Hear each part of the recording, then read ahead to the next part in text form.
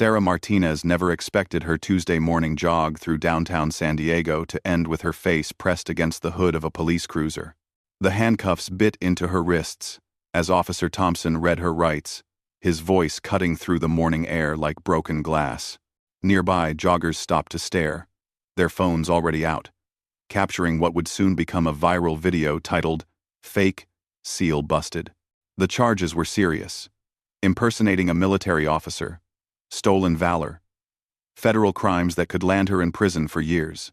Sarah's crime, according to the arrest warrant, was wearing a Navy SEAL Trident pin while speaking at a veterans charity event the previous weekend. Someone had filmed her presentation and posted it online with the caption, "Real female SEAL shares her story." Within hours, keyboard warriors had descended like vultures. "Women can't be SEALs," they typed furiously. "This is obviously fake." The comments section exploded with accusations, death threats, and demands for her arrest. Someone had done their homework, tracking down her real name, her address, even her morning running route. They called it a citizen's arrest when they cornered her. But Sarah knew it was something darker. Detective Williams handled her processing at the station.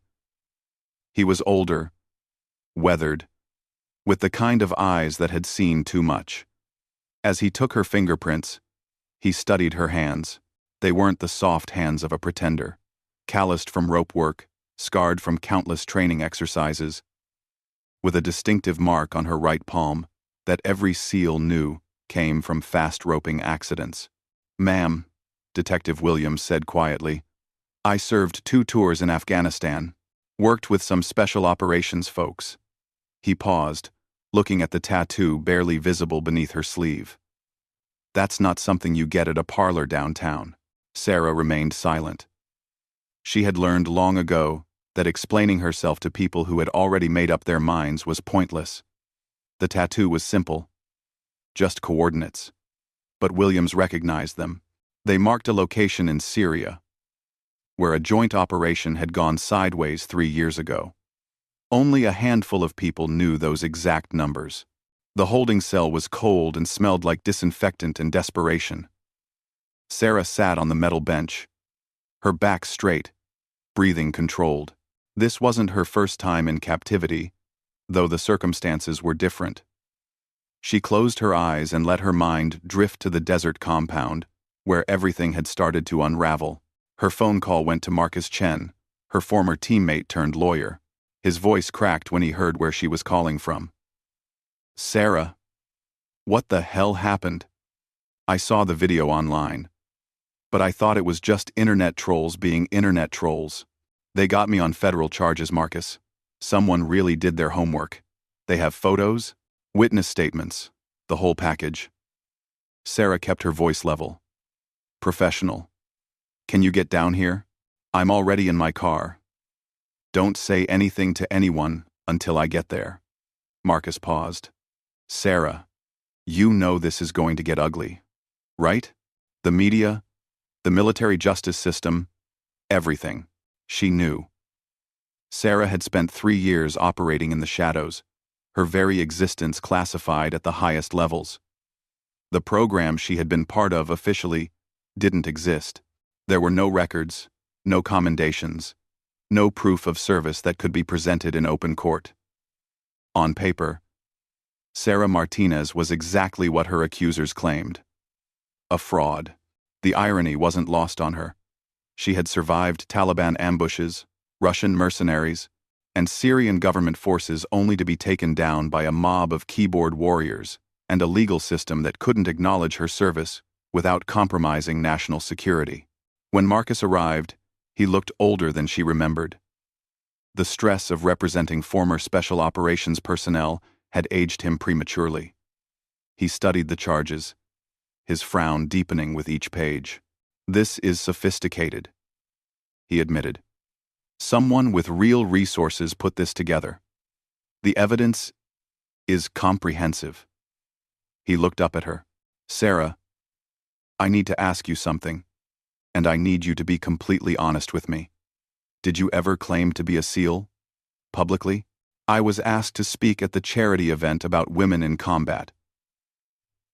I shared my experiences without mentioning specific operations or classifications. Someone asked about the pin I was wearing, and I said it was earned through service. That's it, Marcus nodded slowly. And the pin itself?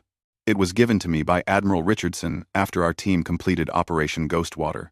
He said I had earned the right to wear it, regardless of what the official records showed. Sarah's voice carried a weight that made Marcus look up sharply. Admiral Richardson? 4-star Admiral Richardson, from SOCOM? The same. Marcus was quiet for a long moment. Admiral Richardson was a legend in special operations circles, known for his integrity and his willingness to bend rules when lives were on the line. If he had given Sarah that pin, there was a story behind it that went far deeper than stolen valor. I need to make some calls, Marcus said finally. There are people who need to know about this situation. People with the authority to make it go away. But as Marcus left the police station, Sarah knew it wouldn't be that simple. The internet mob wanted blood. The prosecutors wanted a high-profile conviction. And somewhere in the shadows, the people who had ordered her missions erased from history were probably hoping she would just quietly disappear. The holding cell grew colder as evening approached. Sarah had been in worse places, but this felt different. This was personal. This attacked not just her freedom but her identity, her sacrifice, everything she had given in service to her country. As she lay on the thin mattress, she thought about the teammates who hadn't made it home, the ones whose names would never be on memorial walls because their missions had never officially happened. Tomorrow would bring arraignment, bail hearings, and the beginning of a legal battle that would either vindicate her or destroy everything she had worked for. But tonight, in the quiet of the cell, Sarah Martinez allowed herself one moment of doubt. Had the Admiral really said those words? Would he remember a single pin given to a single operator in a program that was supposed to be forgotten? Outside, the media vans were already gathering. The courthouse steps were a battlefield of flashing cameras and shouting reporters. Sarah walked through the chaos with Marcus at her side, her expression stone-faced as microphones thrust toward her like weapons.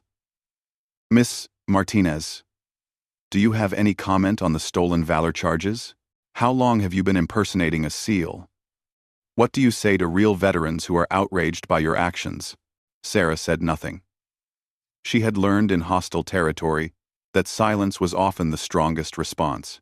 But inside the courthouse, federal prosecutor Jennifer Walsh was preparing for what she believed would be an easy victory. Walsh had built her career on high-profile cases, and this one had all the elements she loved. Clear evidence, public outrage, and a defendant who couldn't seem to prove her innocence. The evidence is overwhelming, Walsh announced to the packed courtroom during the arraignment. The defendant has no official record of SEAL training, no documentation of service with Naval Special Warfare Command, and no legitimate claim to the honors she has stolen from real American heroes. Judge Harrison set bail at $50,000, a sum that Sarah's savings couldn't cover. As she sat in county lockup awaiting bail, she wondered if anyone from her old unit even knew what was happening.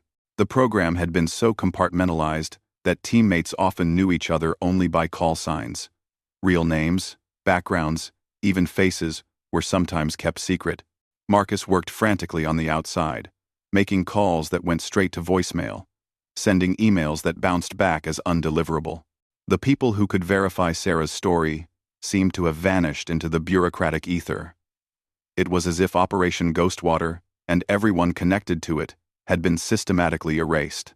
Then Detective Williams made a discovery that changed everything. Williams had been bothered by something about Sarah's arrest from the beginning. 30 years on, the force had given him an instinct for truth. And something about this case felt wrong. The accusations came too quickly, the evidence too perfectly packaged, the witnesses too eager to testify. So, he started digging. The charity event where Sarah had supposedly made her fraudulent claims had been organized by the Wounded Warrior Support Foundation. Williams called the foundation's director, expecting to speak with another outraged veteran, ready to condemn Sarah's actions. Instead, he found himself talking to retired Marine Colonel Patricia Hayes, who had personally invited Sarah to speak. "Detective," I think there's been a terrible misunderstanding, Colonel Hayes said, her voice tight with controlled anger. Sarah Martinez didn't claim to be a SEAL at our event. She was invited specifically because of her classified service record. I can't discuss details, but I can tell you that woman has earned every honor she's ever worn. Williams felt his stomach drop. Ma'am, what classified service record? We've found no documentation of military service at all. That's because you're not looking in the right places, or more accurately, you don't have the clearance to look in the right places. Colonel Hayes paused. Detective, I'm going to make some calls. This situation needs to be resolved before an innocent woman's life is destroyed. Within hours of that conversation, Williams' phone rang. The caller identified himself as Captain James Morrison, from the Pentagon's Special Operations Command. His message was brief and chilling. Detective Williams, you need to stop your investigation immediately. This matter involves national security issues that are above your clearance level. But Williams had spent 3 decades building cases, and he recognized a cover-up when he saw one. Instead of backing down, he called the one person he knew who might have answers. His brother-in-law, retired Navy Master Chief Robert Garcia, who had spent 25 years in special operations before becoming a military contractor. Garcia listened to Williams' description of Sarah Martinez, then went quiet for a long moment. Jim, describe her again. Height, build, any distinctive features. Williams read from his notes. Garcia's sharp intake of breath was audible over the phone. Jesus Christ, Jim. I think you've arrested Phantom 6. What's Phantom 6? Not what. Who? Phantom 6 was the call sign for the most classified operator I ever worked with. Female. About 5'6". Dark hair. Scar through her left eyebrow from shrapnel. If that's who you have in custody, you've just arrested someone who saved more American lives than most people could count. Garcia explained what he knew about the Phantom program, a joint operation between the SEALs, Delta Force, and CIA that had been so classified even its existence was compartmentalized. Female operators were sometimes used for missions where male soldiers would be too conspicuous. They received the same training as their male counterparts but operated under such deep cover that their service records were classified beyond top secret. Jim, if this woman is who I think she is, there are people in Washington right now having heart attacks. Her arrest could compromise operations that are still active, expose assets that are still in the field. You need to make this go away, and you need to do it now. But Williams couldn't make it go away. The case had taken on a life of its own. Social media influencers were calling for Sarah's imprisonment. Veterans groups had organized protests, demanding justice for stolen valor. News networks were running wall-to-wall coverage of the fake female SEAL scandal. The pressure on Prosecutor Walsh to secure a conviction was enormous. Meanwhile, in a secure conference room at the Pentagon, Admiral Richardson was in the fight of his career. The chairman of the Joint Chiefs had called an emergency meeting to discuss the Martinez situation. Around the table sat the most senior military officers in the country, and they were split on how to handle the crisis. We cannot acknowledge the Phantom program, insisted General Morrison from Army Special Operations. Too many current operations would be compromised. Too many lives would be at risk. And what about Martinez's life? Admiral Richardson shot back. She followed orders, completed missions that saved American lives, and now she's facing federal prison because we're too cowardly to acknowledge her service? The debate raged for hours. Some argued for finding a legal technicality to dismiss the charges quietly. Others wanted to transfer Sarah to military custody, where the case could be handled through classified proceedings. A few suggested the darkest option, letting her take the fall to protect ongoing operations. Admiral Richardson knew Sarah personally. He had pinned that trident to her uniform himself after Operation Ghostwater, a mission so classified that even he wasn't supposed to remember all the details. Sarah and her team had extracted a CIA asset from Syria under impossible odds, fighting their way through hostile territory while carrying a wounded operative. 2 team members had died in that operation. Sarah had earned that pin with blood and courage. "Gentlemen," Admiral Richardson said finally, "I will not allow politics to destroy the career of one of our finest operators. If necessary, I'll testify in her defense myself. Classification be damned." The room went silent. Everyone understood what Richardson was saying. He was willing to sacrifice his own career, possibly face court-martial himself, to save Sarah Martinez. Back in county lockup, Sarah received an unexpected visitor. A woman in an expensive suit introduced herself as Catherine Stevens, from the Department of Defense. She carried herself with the confidence of someone accustomed to classified briefings and congressional testimony. "Miss Martinez, I'm here to offer you a way out of this situation," Stevens said, sliding a document across the table. "Sign this agreement acknowledging that you made false claims about military service, accept a plea deal with time served and community service, and this all goes away." Sarah read the document carefully. It was a complete denial of her service, an admission that everything she had done for her country had been a lie.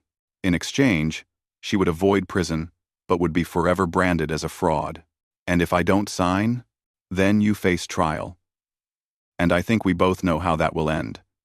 Your service record is classified beyond any level that a civilian court can access.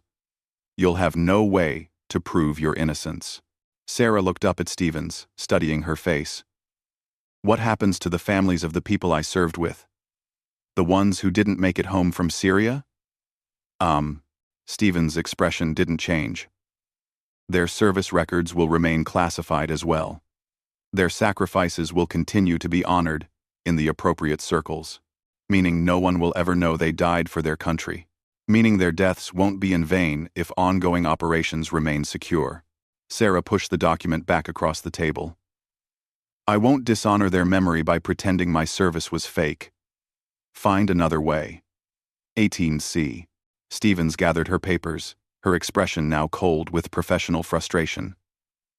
"Miss Martinez, I hope you understand what you're choosing. This offer won't remain open indefinitely." As Stevens left, Sarah realized she was truly alone. The military couldn't acknowledge her service without compromising national security. Her accusers wanted her blood. The justice system couldn't access the truth.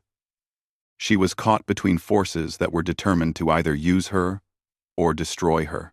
That night, as she lay on her narrow bunk, Sarah made a decision that would change everything. If she was going to prison for crimes she didn't commit, she would make sure the truth came out in the process, even if it meant exposing secrets that powerful people wanted buried forever. Outside her cell, Detective Williams was working late into the night, following leads that kept pointing him toward a truth that seemed impossible to prove. He had found 3 more veterans who recognized Sarah's description and were willing to swear she was Phantom 6. But their testimony would never be admissible in court because it would require acknowledging operations that officially never happened. The investigation was revealing something much larger than stolen valor. It was uncovering a systematic cover-up that reached the highest levels of government, a conspiracy to erase the service of America's most classified warriors. And at the center of it all was a woman who had given everything for her country and was now being crucified for it. The trial was scheduled to begin in 2 weeks. Sarah's fate would be decided by 12 civilians who would never know the full truth about her service. Unless Admiral Richardson kept his promise and did something unprecedented in military history, the Admiral sat in his office that night, staring at a secure phone that could end Sarah's nightmare with one call.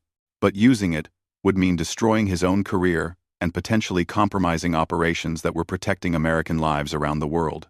For the first time in his distinguished career, Admiral Richardson found himself hoping that duty and honor were the same thing. The federal courthouse buzzed with anticipation as Sarah Martinez's trial entered its 3rd day. Prosecutor Walsh had methodically presented her case, displaying blown-up photos of Sarah wearing the SEAL trident, playing video clips of her charity event speech, and parading witnesses who testified that women simply couldn't be Navy SEALs because the program didn't officially exist. Marcus Chen had done his best with an impossible defense. He couldn't call the witnesses who mattered most because they were bound by classification levels that superseded any court order. He couldn't present the evidence that would vindicate Sarah because that evidence was locked in Pentagon vaults that federal judges had no authority to access. He was fighting with one hand tied behind his back while his client's future hung in the balance. The jury looked convinced by the prosecution's narrative. How could this ordinary-looking woman have completed training that broke elite male soldiers? Where were her medals, her official records, her documented proof of service? The absence of evidence became evidence of absence in their minds. Sarah sat at the defense table, maintaining the same calm composure she had learned in hostile territory. But inside, she was calculating odds the way she had been trained. Without intervention, conviction was almost certain. Federal prison was almost certain. A lifetime branded as a fraud was almost certain. That morning, Detective Williams had made one last desperate phone call to Master Chief Garcia. "Bob, I need you to tell me everything you remember about Phantom 6. Every detail, every mission, every interaction. This woman is going to prison for crimes she didn't commit." Garcia's voice was heavy with old pain. "Jim, Phantom 6 saved my life in Syria. Our convoy hit an IED. I was trapped under burning wreckage, and she came back for me. Took sniper fire for 20 minutes while she cut me out of that truck. I owe that woman everything. Then help me save her. I wish I could, Jim, but they made us all sign agreements. Talking about classified operations is treason. I've got grandkids to think about." Williams understood. The system was designed to protect these operations by making it legally impossible for anyone to acknowledge they had ever happened. It was the perfect cover-up because it was built into the classification system itself. But someone hadn't gotten the message about staying quiet. At exactly 2:30 p.m., as Prosecutor Walsh was presenting her closing arguments, the courthouse doors opened, and Admiral Jonathan Richardson walked in wearing his full-dress uniform, 4 stars gleaming on his shoulders. Chest heavy with decorations earned over 3 decades of distinguished service. The courtroom fell silent. Federal judges don't often have 4-star admirals appearing unannounced in their courtrooms. Judge Harrison called for an immediate recess as court officers scrambled to figure out protocol. Admiral Richardson approached the bench, his voice carrying the authority of someone accustomed to command. "Your Honor, I request permission to address the court regarding this case. Admiral, this is highly irregular. Do you have counsel present? Have you been subpoenaed as a witness?" "No, Your Honor. I am here of my own volition to present information crucial to the proper administration of justice." Prosecutor Walsh jumped to her feet. "Your Honor, this is completely inappropriate. The Admiral cannot simply appear in the middle of my closing arguments." Judge Harrison studied the Admiral's face, recognizing something in his bearing that suggested this wasn't a publicity stunt or political theater. "Admiral Richardson, are you prepared to testify under oath?" "I am, Your Honor." "Very well.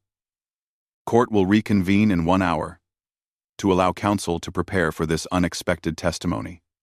During the recess, Admiral Richardson found himself surrounded by Pentagon lawyers who had arrived with impressive speed. They whispered furiously about national security implications, classification violations, and career suicide. The Admiral listened politely, then dismissed them all with a simple statement. "Gentlemen, sometimes doing the right thing is more important than following orders." When court reconvened, Admiral Richardson approached the witness stand with the measured pace of someone who had made peace with the consequences of his actions. As he raised his right hand to take the oath, every person in the courtroom understood they were witnessing something unprecedented. Marcus Chen handled the direct examination with careful precision. "Admiral Richardson, do you know the defendant, Sarah Martinez?" "I do." "In what capacity?" Richardson looked directly at Sarah, his expression mixing professional respect with personal regret for what she had endured.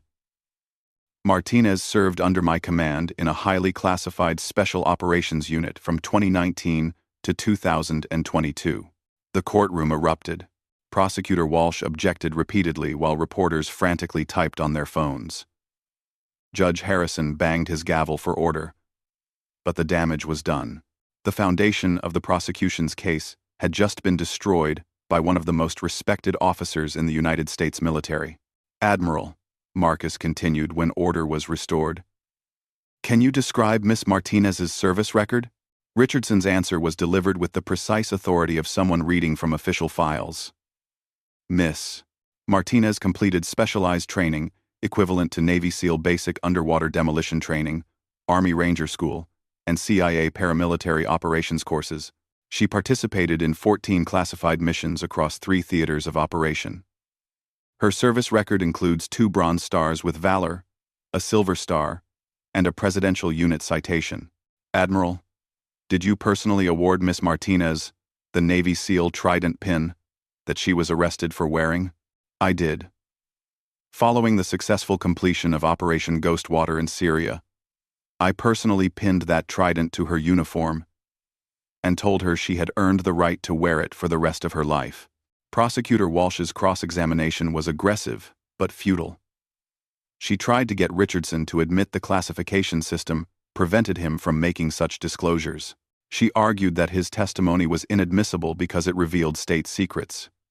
She suggested the Admiral was lying to protect a fraud. Richardson's responses were calm and devastating. Miss Walsh, I have served this country for 32 years. I have testified before Congress, briefed presidents, and commanded operations that saved American lives. I am not in the habit of committing perjury to protect criminals. Miss Martinez is not a criminal. She is a decorated war veteran who has been persecuted for having the courage to serve her country in ways that most people cannot imagine. But Admiral, doesn't the classification system prevent you from discussing these operations? Richardson's smile was thin and dangerous. Miss Walsh, I am exercising my authority as a senior military officer to declassify information necessary for the proper administration of justice. Miss Martinez's service record is no longer classified. The legal implications were staggering. Richardson had essentially declassified an entire program to save one operator. He had violated every protocol about information security to prevent a miscarriage of justice. It was either the most heroic or most reckless act in modern military history. Judge Harrison called another recess to consult with legal experts about this unprecedented situation. During the break, Sarah finally allowed herself to feel something other than controlled resignation. She approached Richardson as he stood surrounded by worried military lawyers. Admiral, why? You've destroyed your career for this. Richardson's expression softened for the first time in days. Sarah, 3 years ago you carried Sergeant Williams for 12 miles through enemy territory after he was wounded. You could have left him behind to complete the mission faster. You could have called for extraction and abandoned the primary objective. Instead, you carried a wounded teammate and still completed the mission. And Sarah remembered that night in vivid detail. Williams had been gut-shot by sniper fire, and the team's exfiltration route had been compromised. She had made the call to carry him out rather than leave him behind, adding hours to their journey through hostile territory. Williams was your brother-in-law, wasn't he, Admiral? Richardson nodded. Retired Master Chief Robert Garcia is married to my sister. When Bob told me what was happening to you, I realized I had a choice to make. I could protect my career and watch an American hero go to prison for crimes she didn't commit, or I could honor the oath I swore to defend the Constitution against all enemies, foreign and domestic. And the domestic enemies are the people who would sacrifice you to protect their own political interests. When court resumed, Judge Harrison delivered his ruling with the weariness of someone who had seen too much of human nature's darker side. In light of Admiral Richardson's testimony and the declassification of relevant service records, this court finds insufficient evidence to support the charges against Miss Martinez. Case dismissed. Quote, the courtroom exploded again. But this time the chaos felt different. Reporters rushed to file stories that would dominate news cycles for weeks. Veterans groups that had demanded Sarah's prosecution now scrambled to issue apologies. Social media warriors who had called for her imprisonment suddenly discovered the delete button. Outside the courthouse, Admiral Richardson held an impromptu press conference. His statement was brief and pointed. Miss Martinez served this country with distinction and honor. She earned every decoration she received and every recognition she was given. The real scandal here is not that she wore a seal trident, but that we live in a society where keyboard warriors can destroy a war hero's reputation based on their own ignorance and prejudice. A reporter shouted a question about classification violations. Richardson's response was ice cold. "I would rather face court-martial for telling the truth than retire with honor built on lies." Miss Martinez deserved better from her country, and I'm ashamed it took so long for someone to stand up for her. 3 months later, Admiral Richardson announced his retirement from active duty. He faced no court-martial, no formal discipline, no official censure. The Pentagon quietly concluded that prosecuting him would create a bigger scandal than the one he had resolved. But everyone understood that his career in military leadership was over. Sarah tried to thank him at his retirement ceremony, but Richardson wouldn't hear of it. "You carried my family member to safety when you could have left him behind. The least I could do was carry you to safety when everyone else wanted to leave you behind." The Phantom program remained officially classified, but Richardson's testimony had cracked open a door that could never be completely closed. Other female operators began coming forward, sharing stories of service that had never been acknowledged. Congress launched hearings on the classification system and whether it was being used to hide embarrassing truths rather than protect national security. Detective Williams was promoted to lieutenant 6 months later, his reputation enhanced by his refusal to participate in what everyone now recognized as a witch hunt. Master Chief Garcia started a foundation to support veterans whose service couldn't be officially acknowledged due to classification restrictions. Prosecutor Walsh quietly transferred to white-collar crime. Her dreams of political advancement ended by her role in prosecuting an American war hero. Sarah herself disappeared back into the world of classified operations, her identity once again protected by the secrecy that had nearly destroyed her. But now that secrecy served its proper purpose, protecting ongoing missions rather than covering up political embarrassment. Admiral Richardson took a position teaching ethics at the Naval War College. On his first day of class, he told his students a story about a decorated operator who was arrested for wearing decorations she had earned in service to her country. He never mentioned names or classified details, but he always ended the story the same way. Sometimes, the greatest test of military leadership is not how you perform in combat, but whether you have the courage to do the right thing when everyone around you is choosing the expedient thing. Honor is not just about following orders. Sometimes, honor requires you to follow your conscience instead. Years later, when former students asked him about the most important lesson he had learned in 32 years of military service, Admiral Richardson always gave the same answer. "I learned that real leadership means being willing to sacrifice your own career to protect the people who served under your command. And I learned that sometimes, the greatest heroes are the ones whose names can never be written on memorial walls." The seal trident that had started Sarah's nightmare now sits in a place of honor in the Naval Special Warfare Command headquarters, part of a classified memorial to operators whose service can never be fully acknowledged. Below it is a simple plaque that reads, "For those who served in silence." Admiral Richardson requested that those words be the only inscription on his own military headstone when his time comes. He considers them the highest honor he could receive.